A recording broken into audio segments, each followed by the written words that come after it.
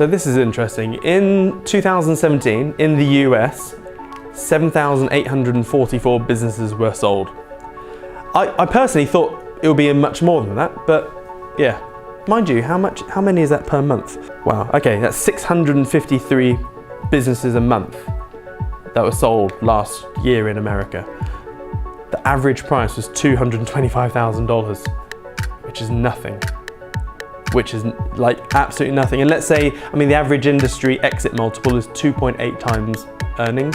So let's just divide that, we'll call it 3.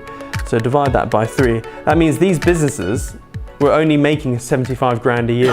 $75,000 per year profit, which is just abysmal. And that coincides with that UK stat of the average turnover of 90 grand a year in the Did you know that, David? It shocked me. The average UK turnover for SMEs, so businesses below 500 staff, is £90,000.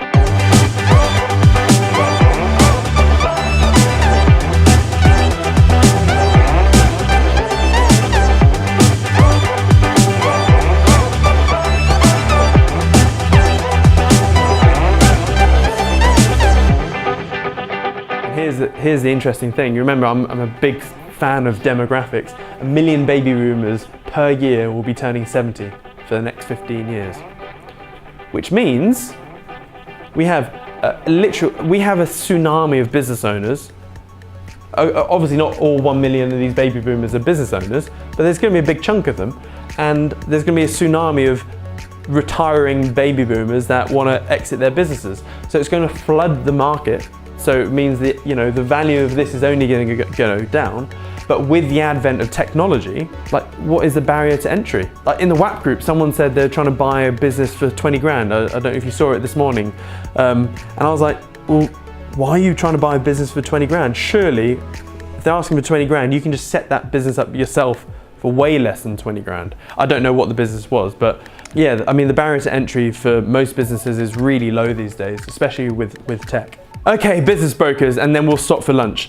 I have never been so frustrated by an industry more than business brokers. Imagine the stereotypical shitty estate agent, yeah? Imagine the world's worst estate agent. You know, conniving, thieving, deceptive douche. Well, most business brokers are that times 10, I have found. Of probably the 12 business brokers I've interacted with, there's only one which I actually quite like. There's only one which actually had any morals, and it's ridiculous. So there's quite a few different business models that they do. So RTA is, I would say, the worst. In fact, it's quite funny.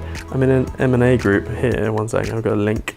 So this is in the Mirror. Obviously, I don't read the papers, and I don't think the Mirror is that reputable. But basically, the RTA has been sued a number of times recently for just conning business owners.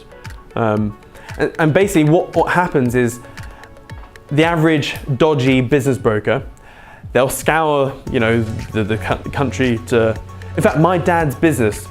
This is a prime example. My dad has a Thai restaurant, and RTA approached him and went, we'll be able to sell your business for 1.3 million, no problem at all. You just need to sign on with us. And my dad rang me up, you never guess what?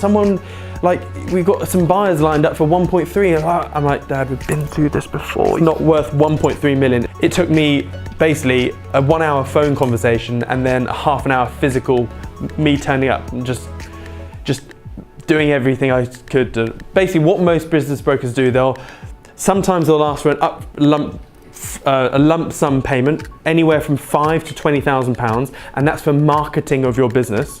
And then they'll take a success fee, and that could be anything from 1 to 10%. In some cases, I've seen business brokers that will charge £20,000 per month as a retainer, and that's regardless if they sell your business or not. So obviously that business broker is looking for bigger businesses.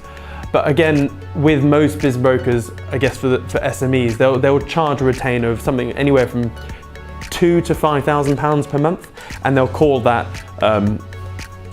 business headhunting, marketing, blah blah blah, and that's even if they don't sell your business.